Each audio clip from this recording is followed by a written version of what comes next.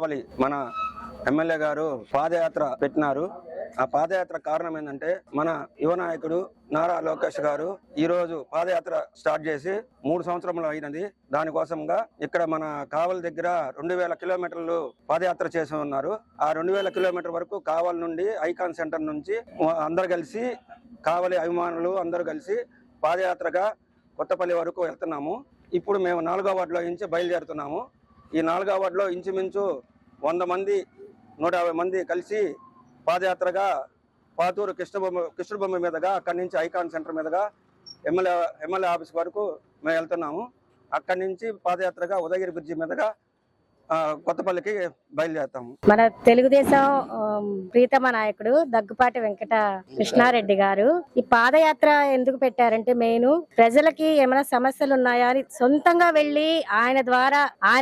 వెళ్లి తెలుసుకోవాలనే ఉద్దేశంతో ఈ పాదయాత్ర అనేది పెట్టారు. కాదు ఆయన కళ్ళతోటి చూసి ఏదైనా సమస్యలు ఉన్నాయా, ఎలా ఉంది, ప్రజల బాగోగులు ఎలా ఉన్నాయి ఆయన కళ్ళతో చూసి తెలుసుకోవాలనే ఉద్దేశంతో ఈ పాదయాత్రని మొదలు పెట్టారు. అందరికి నమస్కారం. ఈరోజు మనకి మంచి శుభదినం.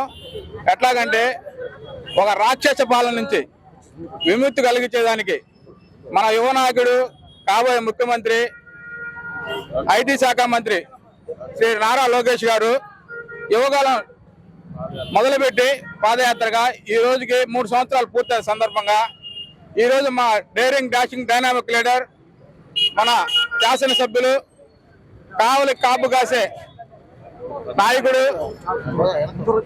శ్రీ దగ్గుమాటి వెంకటకృష్ణారెడ్డి గారు సూచనల మేరకు ఆయన ఆలోచనల మేరకు ఈ రాష్ట్రాన్ని అభివృద్ధి చేస్తున్న నారా లోకేష్ గారికి పూర్తి యాత్రగా ఈరోజు మన కావల్లో మన ఐకాన్ సెంటర్ నుంచి 2000 మైల్ రాయి కాడ ఉన్న కొత్తపల్లి దగ్గరికి పాదయాత్రగా మన కావలి ప్రజల్ని ఈరోజు తీసుకెళ్ళడం జరుగుతుంది.